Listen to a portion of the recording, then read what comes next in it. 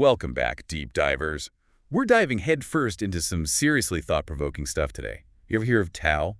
Oh, yeah, definitely rings a bell. I always think of like ancient wisdom, Eastern philosophy, that kind of thing. Right.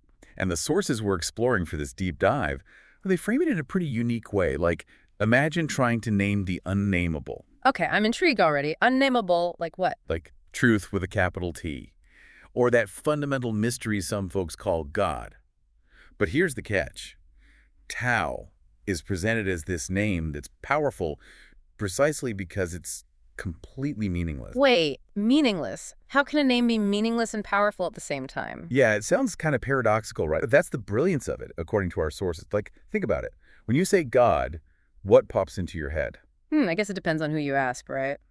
But probably some kind of image, a wise old man, light emanating from everywhere.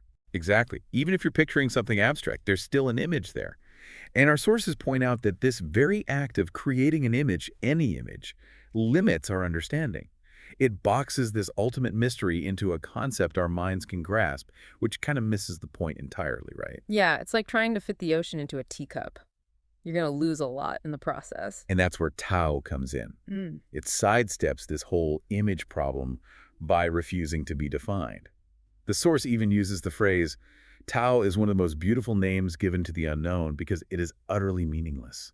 There's just nothing for your imagination to latch onto, so it forces you to engage with this mystery on a completely different level.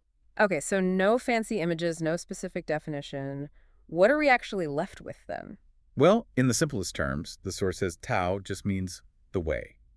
Not the way to do something or get somewhere, but just the way things are. The way, as in like the natural flow of the universe? Exactly. Think of a river carving its path to the sea, or a tree growing towards the light.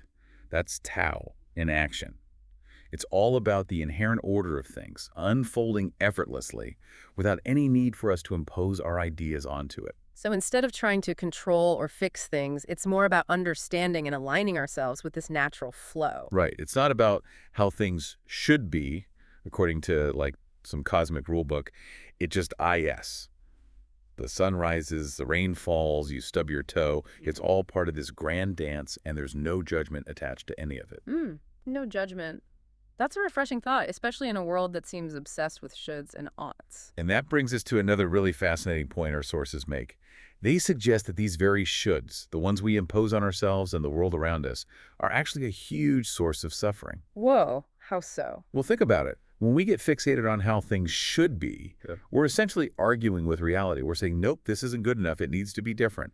And that creates a whole lot of internal friction, right? It's like constantly swimming upstream. Exhausting. Totally. And the source argues that embracing this Tao perspective, accepting things as they are, has the potential to liberate us from all that struggle. Like, instead of trying to change the river's course, what if we just let ourselves be carried by the current? Sounds a lot more peaceful, that's for sure. Right. And maybe even a bit more effective in the long run. Who knows? But here's a really intriguing contrast our sources bring up, and it's something for all of us to ponder. Think about the way we approach knowledge. We're taught to think critically, to analyze and dissect everything, and that's super useful, especially in the realm of science. Right. We need that critical lens to test hypotheses, to question assumptions. It's how we make progress in understanding the world. Exactly. But the source suggests that this same critical mindset can actually become a major obstacle when we turn inward, when we're trying to understand our own internal experience. So you're saying that the tools we use to explore the external world might not be the best ones for exploring the internal world. That's the idea. And it really resonated with me. Like, imagine constantly analyzing and judging your own thoughts and emotions. It's like, nope, this feeling shouldn't be here. It needs to be different. It's that same should problem, but turned inwards. That's a really fascinating point, and it makes me wonder, where in my own life am I applying that critical lens in a way that's actually creating more suffering? And that's the big question to leave you with, dear listeners. What if, instead of analyzing and judging, we just allowed ourselves to experience those internal states fully, without resistance? What kind of insights or understanding might emerge from that kind of radical acceptance? Mm. Food for thought until our next deep dive. Keep exploring, everyone. Then keep diving deep.